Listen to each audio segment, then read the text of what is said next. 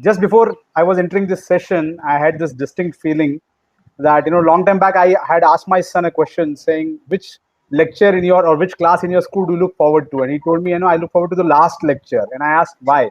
And he said, that's because after that I can go back home. So I distinctly get this feeling that a lot of people who are watching us have that sentiment right now. And if I can assure all of them on behalf of this panel that we will end in time. We will not exceed our allotted time. So that's a promise from you. So thank you, gentlemen and ladies out over there. Okay, so Shantanu, if you're there, I'm going to take this question first of all to you. In recent times, we have started looking at L&D as an investment and not as an expense area. Having said that, it still is a discretionary item, unlike other areas in HR, which is, let's say, salary or manpower acquisition. The urgency of that takes perhaps a shade lower. So in these kind of times, how do you see the space of L&D how do you see the space of L&D evolving? What do you think is the outlook for the next 2 years? And I'm taking this specifically because you had one of the finest companies in India. So over to you, Shantanu.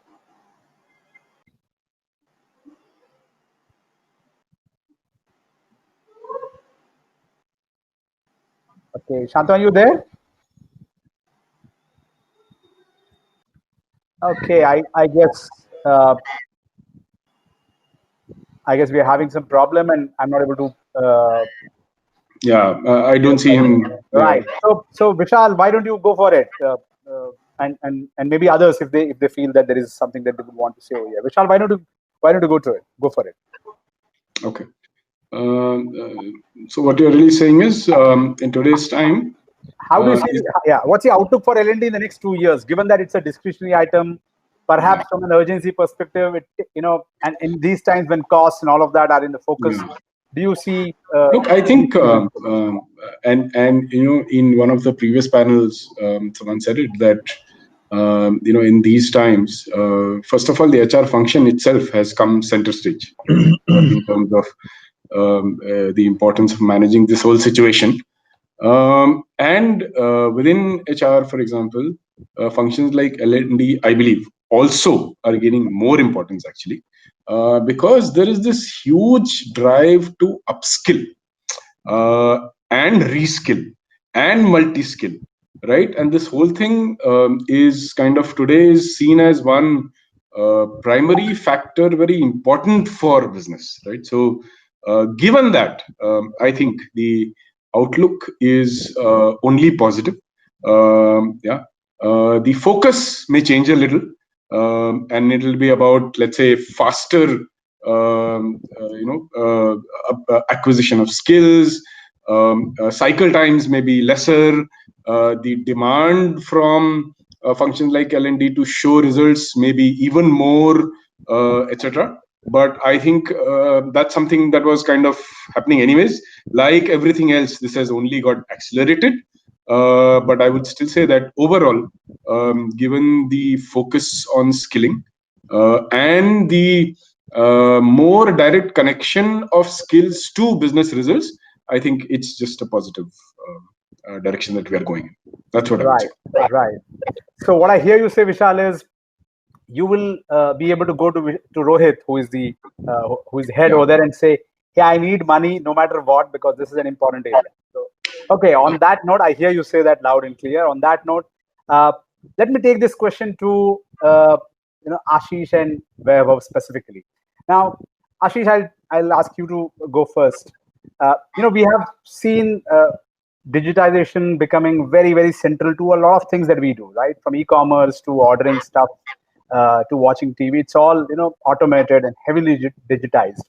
Plus, what's also fueling this, and in no small measure thanks to Vaibhav's company, the data charges, etc. More and more people are spending their time on your OTT platforms and all of that, and suddenly the classroom, the traditional classroom-based learning seems to be out of fashion, and it is the in thing to pick up the app and sort of showcase what you have learned. Now, while there is the reality of ease of access of learning in the virtual world and on-demand learning, there is also the other space of physical learning, which especially in these times has got impacted. and at some point of time, I'm sure it's going to return. I want you to respond to me and this the larger, wider audience over there. Help us understand how deep is this trend and how long is this trend? Is this here to stay, or like any new trends, we are very, very enamored of it in the first few months, and then sort of it loses steam? Are we going to see that happen with the virtualization of training world? Ashish, you first. Yeah. Well, thank you so much, for asking this question. So you're very much right, with the digital becoming easily accessible. And what this pandemic has done is actually forced everybody, whether you like it or whether you don't like it, across generations. Does not matter whether you're a millennial, you're an older employee, whether you are a digital savvy person or you are not a digital savvy person. Everybody, irrespective of age, demographics, the low roles and levels, has been forced to get into the same skill set. It took us a couple of early months, but everybody's gone into it. So if you ask me whether this trend has gone deep down, so let me kind of quote some certain examples, because working at SHRM, we have this benefit of working across all multiples of organizations. So think about I can tell you for some of the non-profit organizations who reached out and said that we want to get people work on how do you manage people remotely, and can we have a remote kind of a training to it, to a PSU who I was chasing at the start of the year to say digital is the way to go. And trust me, after much negotiation, they had just 200 modules online, and come June they had 20,000 modules online. So the benefits are far more, and much more than what we can eventually, even think about. So you've come down on the L&D cost. You asked that question to Vishal, so saying, would you go to a Rohit, and would Rohit, give you more budgets? The costs because of the virtual have come down significantly. Also, you're taking a training to far off corners, to places like, think about, the PSUs, think about the organizations which are in the mortar, brick and, kind of a business who are spread out. Now, it's easy to kind of assimilate everybody and do this on the fly. Even say, for example, a trainer who is a sought after, in my trade for a particular topic, is very expensive to fly down from Bangalore or Bombay. Right. Now he's eventually, is easily virtually available. Having said that, trust me, people are fed up of this digital whole thing out there, and nobody wants to be glued to the screen for 8 hours a day. I know I've talked to people and who are like really fed up of, I'm sure you would have all seen that WhatsApp meme going around that not another free webinar. I don't want to get into that. People will kill me. However, the trend is going to be there. Trust me, Vishal is always now going to be told by Rohit to say, do some things on a virtual, if not full. The going forward, the trend is going to be a hybrid, whether we like it or not. So things will return to normal, hopefully, and I'm sure that they will. People are dying out there to go out, meet people. There's always also a silver lining to when you do things in a physical. You meet people in person, you travel, and there's much more fun. And but at the same time, virtual is not going to be like something that we believe is going to take over everything, overnight. It's not happening like that. Also, another trend, which obviously has its own, kind of a trajectory. People have started to realize that, online trainings are not just logging into Zoom or, a platform like this. It's much more than that. And people are becoming innovative and flexible over it. It has to be a system which is flexible, adaptable, gives fun, creates for some, non-formal fun and stuff. So that is really, so the right mix, which makes you believe, to use polls, chats, and other technologies, it is emerging. Have we really realized the right mix, or have we arrived at a, like you have it in the typical L&D world, you have, those frameworks. Have we really arrived at a framework for the COVID times or the virtual time? No, we have yet not. But trust me, we're not very far away from that. Okay, so I'll on that note, let me take this to Vaibhav. But before you answer that, Vaibhav, I was just wondering that, we are going to be here for another 20-25 minutes. And it just struck me that, maybe by the time you end up, this session, Mukesh Bhai would have got a couple of more investors to, RIL. So that happens, Vaibhav, you owe me something, whenever we meet, okay? On that note, Vaibhav, you have been leading the transformation across this huge behemoth, called Reliance. And I understand there are two sides to your role. One is, of course, the automation and the cutting of costs and simplifying things and improving employee experience. And that is in itself a very, very big advantage. But from your experience, would you be able to explain to us, would you be able to share with us some experience about how has the digitization space helped the improve the onboarding, or as they say, speed to market?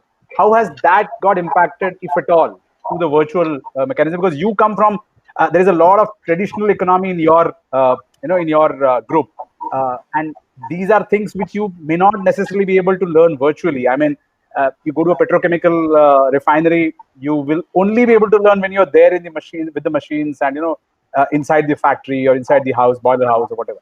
How do you transcend those challenges and sort of move into making sure that the knowledge transfer happens even by a virtual mode? Okay, so thank you, Vivek.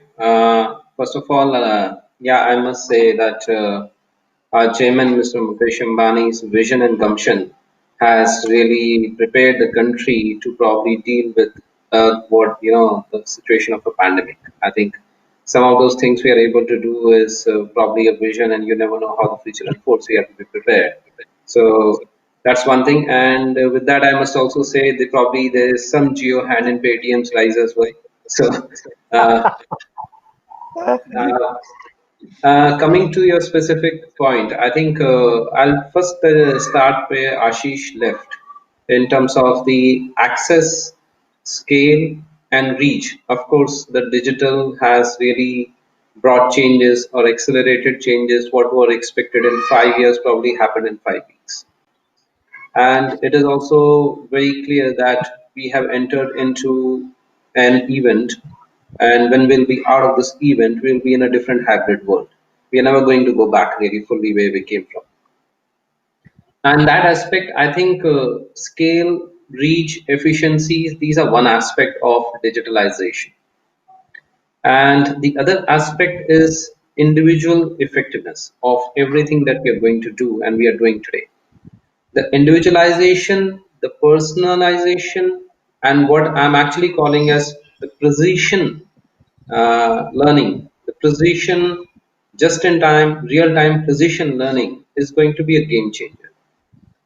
When I say that, technology and digitalization is going to play both kind of roles, where it is going to be an end-to-end solution for certain kind of roles, business context, and the work environment, especially in the IT systems area. And in certain areas, the technology is going to be a competitive edge when you talk of manufacturing or other physical environments or even customer service. People who are coming and doing delivery at your door house, or people who are coming and fixing white good appliances at your house. So depending upon the role, but technology is now ubiquitous and technology is going to play a very, very competitive edge.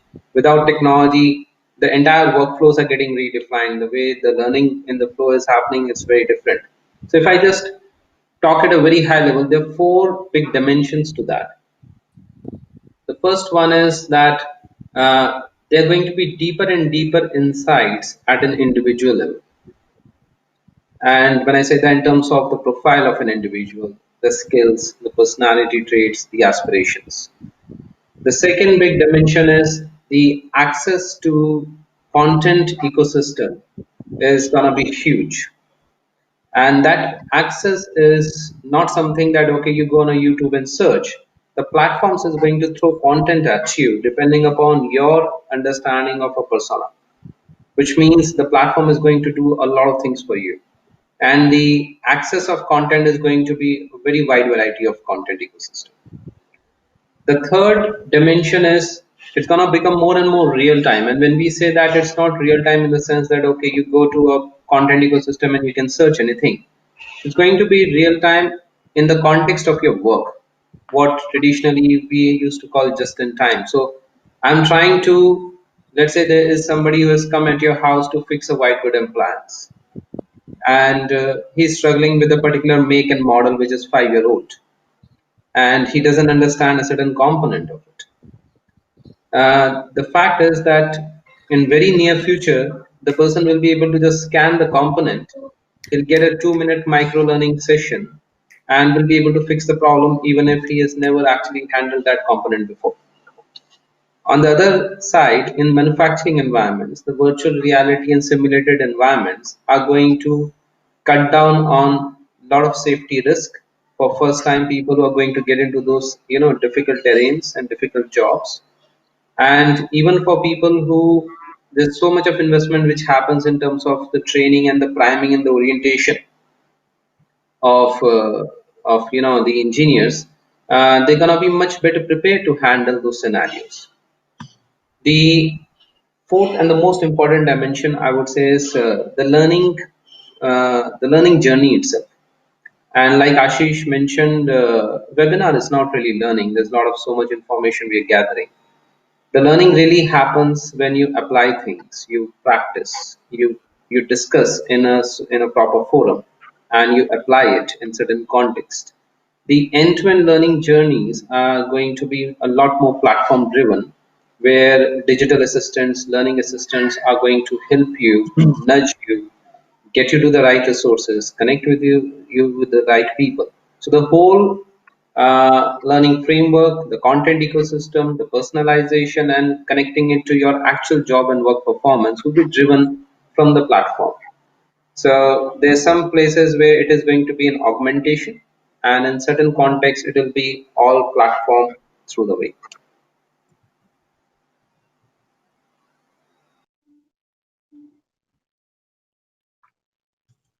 Sorry. Vivek? So yeah, sorry, I realized that. Yeah, and this is one of those off quoted things, that you're on mute. Right. So I heard you, Vaibhav, talk about how skill-based transformation gets easily sort of in terms of access, scale, in terms of solving a real life issue about a certain make and model. That example that you gave.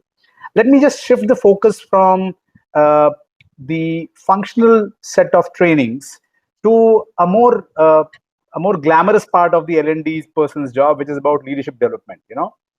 And this is where I want to get Vishal in, because just before joining Paytm, Vishal spent a considerable amount of time in Wipro managing the leadership development role in Wipro. So Vishal, we have all seen leadership development models of, let's say, good companies. You still have those HULs and the Pepsis and the ITCs, which are touted to be the CEO factories, and they have this 80-20-10 model. I'm sure Ashish would be able to correct if there is a different model now.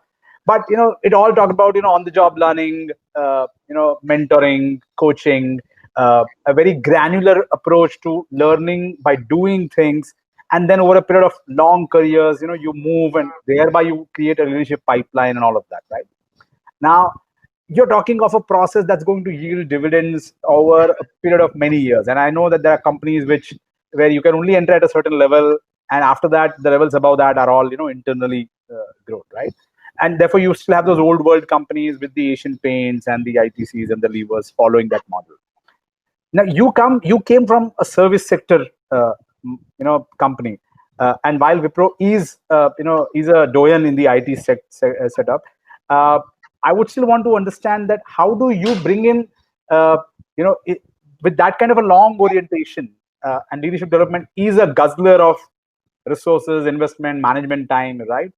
And the returns are very, very, say, spread over a long period of time. And, so how do you, justify leadership development's, not expenditure, but initiatives around leadership development during these times when the outlook has crashed from, from a longer term to here and now, So most companies now, I remember earlier, good old days, we had those 5-year long-term task forces and all that. Ab to planning commission bit, dismantle ho gaya hai, so, we are really talking an on-demand generation hai, abhi chahiye, agle, and with the kind of disruption that, let's say, a Jio did or a Paytm did, you were fine in the night when you went to sleep, and the next day morning, dunya badal gayi, November 16 for you, right?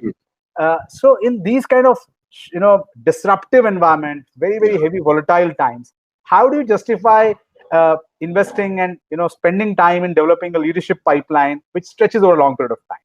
Good question. I joined Paytm during the lockdown, so I've not really visited the office yet. But in my last 5 to 6 months almost, I have actually surprisingly done a lot of leadership development at Paytm, right? So surprisingly to myself also, right? In these conditions. And we all know that we are becoming more and more open about what all can be done virtually, right? So it's not just digitization of the stuff that was already happening, but newer processes, newer things, right? So those are getting digitized, and people who thought that this could be never done, right? Even those things, kind of people are becoming more and more comfortable. So for example, just the kind of functionality, let's say, a Zoom provides to be able to actually do stuff with a group. I've only discovered after the lockdown, right? And in terms of all the stuff that you do in actual real sessions, workshops, etc., a lot of it can be done online now, right? So one begins to figure that quite a bit of the stuff that you always had blended models earlier, but the model now is becoming much more towards the digital, and even the components within leadership development, for example, let's say those more towards intellectual development, strategic thinking, those are anyways already moved online. Techniques to understand yourself, etc., assessments, etc., those have moved online. Only some things, let's say very deep conversations, reflections, etc., may not happen, but even group alignment, etc., all that is possible online today. So actually, surprisingly, a lot of the stuff that we thought which wasn't possible has very quickly, even in leadership development, has moved on, right? There is still a core left, and that's what we've been talking about, that look, there are some aspects of the offline world which can never be replaced, right? So, and that's to do with also the tacit knowledge, for example. It's to do with the bonds that you have, the ideas that you build on each other, and of course deep emotional skills and reflection and things like that, right? So now, given that, which means that a lot of it we are able to do it now. We've run fairly intense feedback processes in Paytm in the last so given that, hence actually the only factor which is now important, what you said, is the cycle time, right? So, and really in that sense, this whole just-in-time learning is also being now further buttressed, so to speak, by just-in-time leadership development, really.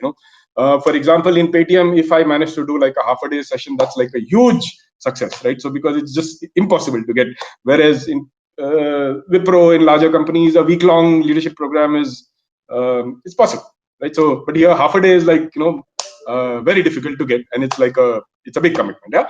But even then, it is possible to cut and splice, run programs which are still fairly rigorous, which have components which have pre, post, etc. And so to be able to do a lot of the stuff that you were doing earlier in that sense, right? So the ask is much more tangible. You also water down the ask in terms of stuff like that. Okay, it becomes a little more skill development language rather than the long-term leadership language development that you're talking. These are the changes that we are seeing right now. So pick up a competency. Coaching and mentoring, for example, had already started moving online a long time ago. So in that sense, expectations are watered down a little. People are more open to what is possible, and we are kind of going ahead, fairly well. And I'm talking about the leadership development community. So that's what I would say. We've not gone too off track actually. So let me put a follow-up question to you, Vishal. A lot of leadership development, especially in the young impressionable minds, comes from seeing somebody who they look up to as a role model, which is where those 7-day programs come in, right? A lot of mentoring is often not really planned. A mentoring would happen over a chai or a sutta session. You're walking across or a lunch table with the people, you're discussing work, there's a review happening. Even if you are not directly in the hot seat, you will see what's happening and you will pick up and you will sort of pick up the learnings. Yeah. All of that in a virtual world, you mentioned about coaches being available. Yes, and I think Vaibhav also talked, or Ashish talked about the fact that the expert is available to you no matter the distance. but there is a real there is a physical impact of seeing some role model in person.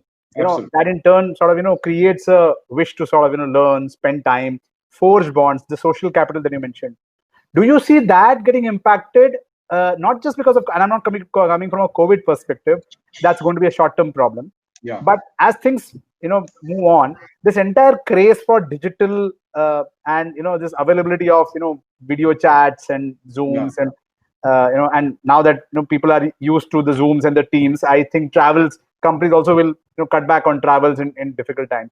Yeah. Do you see the physical therefore getting less, let's say, less glamorized at the expense of perhaps a very, very critical, important aspect of leadership, which can only come in through the physical interaction? Do you see that getting impacted? Very, very valid point. So firstly, okay, just to start with, a conference like this was, we wouldn't have thought of it, on Jan or Feb, right? So talking of experts and expert panels and that this entire conference is about, we know that even that is moving ahead, right? And people hopefully are getting something out of it, right? If nothing else. Nevertheless, having said that, yes, research has shown that one of the single biggest factors for a team's success is co-location. Really, just putting people together physically makes a huge difference, right? So, and this whole notion of social capital, right? Now, yes, we are using Slack, we are using Yammer, we are using collaboration tools, which we had already started anyways.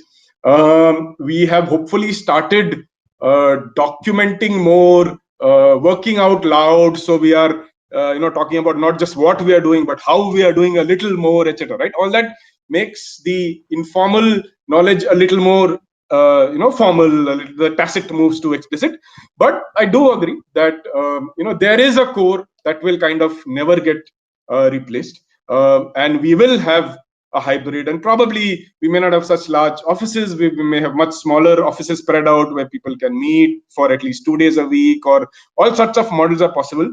But definitely, I think 100%, and panelists refer to that 100% virtual is something that people already get tired of it, and we crave for this whole human contact and things like that. So for sure, yeah, even in a learning and development point of view, there is a core that will never get replaced.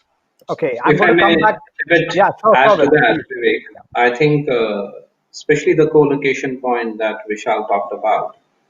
I think, especially when you're trying to start something new and and creativity is a big aspect of what you're trying to do. I think the virtual environment is still far away from really being physically together. And creativity is not something that, okay, we slot a time 3 to 5, everybody comes together, becomes suddenly creative, and then goes back to the normal day routine, right? So it's like day in, day out when you're co-located, and that has been one of the major principles of a lot of things we have done inside and within Reliance as a group. That when you really come together, people with different expertise, different minds, different perspectives, and there's like crisscross of information, and then some sparks happen. So creative area, and I know from Radio Mirchi standpoint, I think you are into a domain which is so creative. So I'm sure that physical space, physical presence is definitely going to make a huge impact. But I think there's another aspect, and I'll quote a research study which was done on a very small, like kids. They were like 3 to 5 year old kids, and they were trying to assess that how much is like the virtual environment do they really learn. And there were 3 different cohorts that they formed. One was that they were simply seeing in a 2D screen things happening in a virtual environment and what's inside the room, what kind of objects, somebody explaining, and they were just simply listening and absorbing. The second cohort was they made it more interactive. So they could touch the screen, they could touch different things, and when they touch and interact, then they understand more. So they had an opportunity to explore in a simulated environment. And the third cohort was they were actually in the same room but in an actual physical setup. And they actually went into the room physical environment, the real world environment, and they interacted in them. And there was a small assessment done for all the 3 cohorts that which of the 3 cohorts really understood the real world well.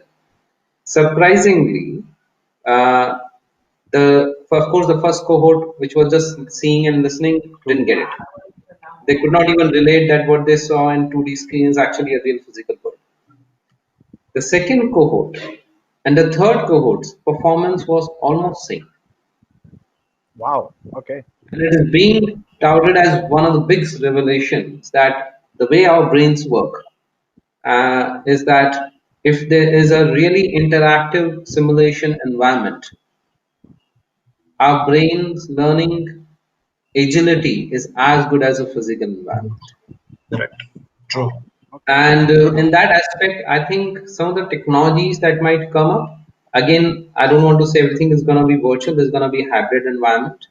But I think with AR, VR coming in, the avatars coming in, seeing the body language, if we all get personalized avatars, which are actually reflecting our mannerisms, I'm sure that our ability to interact and our social need is going to get fulfilled much more than the version we have today. So I think there's going to be definitely an uptick how things are going to evolve.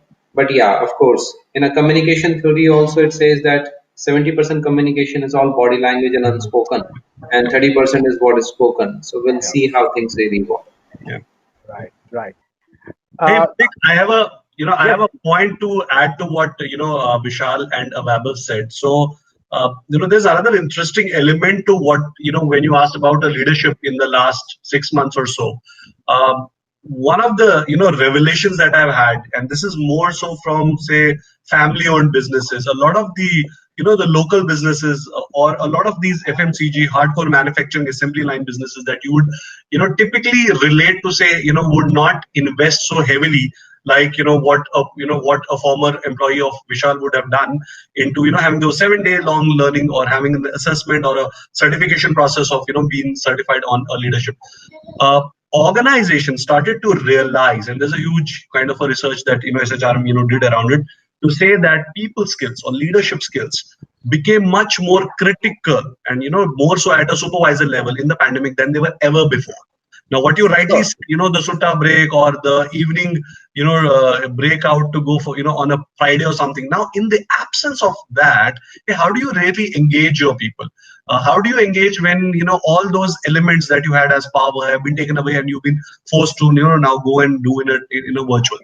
Now, you would be surprised a lot of, these tier 2, tier 3 organizations, if I might, kind of, describe them, which did not invest heavily into leadership developments prior, came up and have started to kind of reach out and said, I'm facing a lot of mental well-being issues, or we're facing a lot of issues of people not getting along with each other.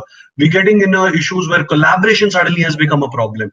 And of course, the age-old skill development of doing a training. So, for example, I'm doing a skill-based product development. So there are these people, product developers, whom we are training as facilitators in a virtual mode.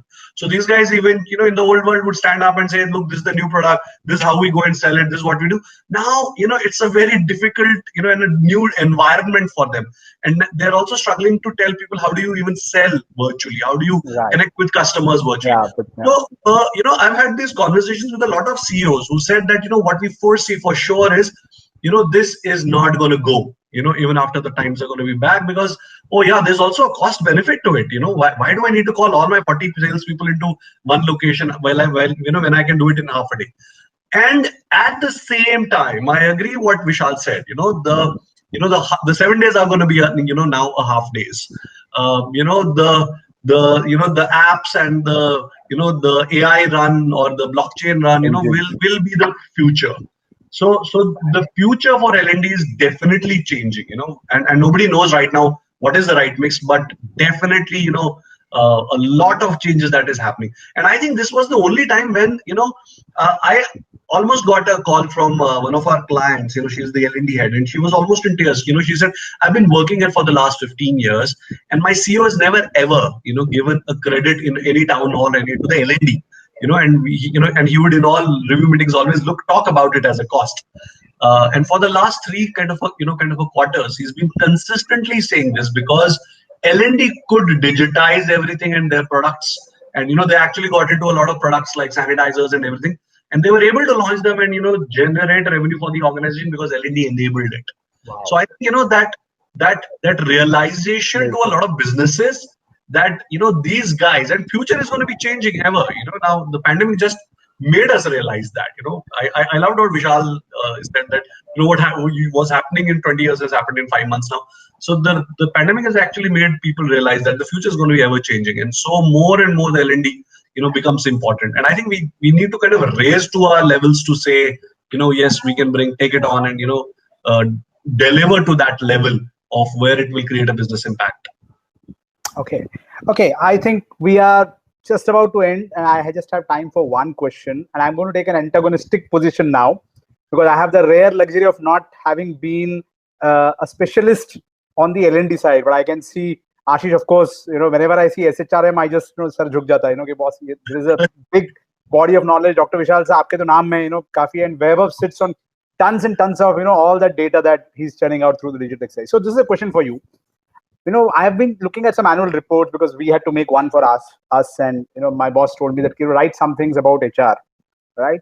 And I said, okay, let's see kya likhte kya hai log. So while there is a lot of English and poetry about how the human resources good, etc., when it comes to quantification, the only quantification area that I see over there is that we, as on March 31st, we had X number of employees. Okay.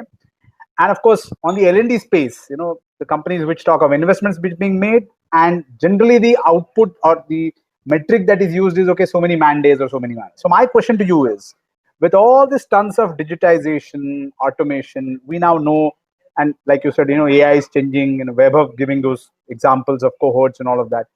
Are we going to see some new metrics which will really make a difference to the way the L&D is seen? Because we all have struggled to. It's like advertising. My business also faces the same challenge. Advertising kar to diya, ab uska impact kaise measure karoge? So you have those TOMA and all of those scores, which are very similar to our own reaction scores and quiz and all of that. How do you see the metrics changing because of adoption of let's say more digitization, and also because of the demands of the business and the CHRO saying, okay, show me the bang for the buck. I've invested so much. How do I justify a certain return? So for all three of you, from your personal experience or from whatever you heard, Vaibhav, why don't you go first? We'll let Ashish have the last word. We'll let Ashish have the last word over here. All right, I'll keep it very short and sweet. I think the era for having very high-level metrics or simple information-based data, or a diffused understanding of ROI in any area of HR, including the learning, is gonna get over very soon. And I think every metric will have to connect to either of the two buckets. And one is the employee experience bucket, where you will have clearly scores around NPS, and you will have almost consumer ratings, which we have implemented ourselves. And just like Uber, Ola have ratings for employees. So there's going to be a huge employee experience data and metric, and how we are going to be doing on those services around the HR services. The second bucket is going to be very clearly business metric and specific to learning. Individual skills graph, individual skills scores, and in terms of the skill inventory data, and which is tied to the business strategy and the manpower strategy, is going to be a very clear gonna be a number game. So my sense is, from how many people you have, you're going to have like what skills you have, what's the shift in delta in those skills, how many new skills got acquired, and what's really your skills gap as per your business strategy. So I think from FTV, we are going to move to the skills numbers. Okay. Interesting. Thanks, Vaibhav. Dr. Vishal? I think, in fact, I think we started moving away from the basic number of days metric a long time ago, actually. Just to put it in perspective. So if I was working with Ashish as an external partner, I wouldn't be happy if, we were just, so I'm typically talking about if one looks at it as an entrepreneur who's delivering learning services. Definitely, a client will not be happy with number of days, and it's the same thing that's coming inside an organization, even for internal L&D teams, which is really looking at some kind of outcomes, right? So that movement has been there for quite some time. It'll only get accelerated as each cost component, each investment component gets scrutinized more and more. So while one can say that skilling is the need of hour, but what is the benefit that it is bringing? I think that is going to be asked at a business level. And so either a pre and post change, or a people outcome that is related to a business outcome, or there are multiple ways to look at it. But I think anyways we started moving away from the basic number of days a long time ago. So that's what. Okay, Ashish. So I have an interesting example. So here is this government agency, one of the largest oil companies in the country. So we do a woman leadership program for them, and last year, the chairman called us up, and we had this fantastic conversation to say what is the ROI for the whole project. And they kind of held us and their L&D department, which is like a full kind of a training organization in itself, to say that we kind of signed on a dotted line to say that one of the the participants from this cohort is going to make it to the board. And of course, there are there are like, of course, permutation combinations, and that is the ultimate ROI that the organization is kind of doing. So overall, and believe me, this is like a government organization. I was like very much surprised and very positively happy that they challenged us back and held us accountable and said, "Hey, what's your skin in the game?" To another, this healthcare company which I'm working with right now, when the CEO said, take almost my 20 high potentials through this program, and the top 5, I'm going to invest into them. I'm going to actually give them an entrepreneur opportunity to go ahead and give them money and say, go ahead and launch a new product, get into a new area, so on and so forth. And then the success is directly co-linked to this with this whole development area. Now, if you see essentially on a Kirkpatrick level, and I know that we've talked enough about it, so Vishal is right. Many years back we would be happy at level 1 ki feedback acha aaya. People said it was great, fantastic, khana acha tha, the hotel was fantastic. So obviously people have moved away from that since a long time. The level 2 is what everybody right now kind of says, okay, what happened out of it, where was I able to apply? But I see level 3 now being asked by the business, when they're saying that, okay, now it doesn't end up as a training day, but it ends up like a journey. Tell me, get them on a project after this and tell me in 6 months. More and more people are getting comfortable, and more so on the non-L&D side, on the non-HR side, are getting comfortable that learning does not happen in a day. I cannot change a man of 30 years mindset in 2 days. Hence, it's going to be at least a 6-month journey where I will, of course, they will hold us accountable to say, hey, tell me every week and every month, is there a delta or an iota change happening? And that's what we are, that's what we need to kind of rise up to the occasion and, provide them, show them that metric. And not all of them would, eventually have, we of course, we will never be able to kind of have a, kind of a direct kind of a correlation. But I think, yes, it is, and it's happening there. I see every, other organization now asking their HR and holding us accountable, saying, hey, what's your skin in the game? Tell me if I do this, what will happen? And and how well do we craft it out, and how well do we link it up is all up to us. So I think that's really happening, and that's the real story of L&D, being finally recognized. It's a good thing for us as well, of being finally recognized to say impacting, creating business. So Great. Yeah. Thank you so much, Ashish. On that note, thank you, Vishal, Vaibhav. On that note, I'm going to be handing back the control to Moiza. I can see quite a few questions. Moiza, would you be taking over, or let me just see if I can look at the questions? Yeah. So I'll just read out the question. So we have the first question. Rightly put, Ashish Ji, linking this to key and result will fall out. Thanks. And then that was just a comment. So let me just go to question. We just have one question, that is, Variety said promote. We need to do this and make the link between our offering and business success clear. So anyone has to say anything about this? So I think the question was, why is L&D considered as a discretionary spending? I think the panel more than unanimously said that it isn't so, and it's a function of what is asked of by the business and what is delivered by the L&D teams. And increasingly, as Vaibhav also pointed out, Vishal also pointed out, I think the last question summarized it very beautifully, because all the 3 members talked about the fact that level 1 is gone back much early in the day. Level 2 is what most of us are at, and very soon we will be asked questions about level 3 on the. So yeah, so that question incidentally for the person who was asked was more to provoke a discussion, and it did not summarize any of our beliefs, you know. So, right. Okay, Moiza, any further questions? Yeah, that's it for now. Cool. I don't have Okay. any other Great. questions. Thank you, gentlemen. Thank you, Moiza. Thank you so much. Thanks a lot. Thank you. It was great having you on this panel. Thank you so much. Thank you so much. Thanks, everyone. Thank you, everyone.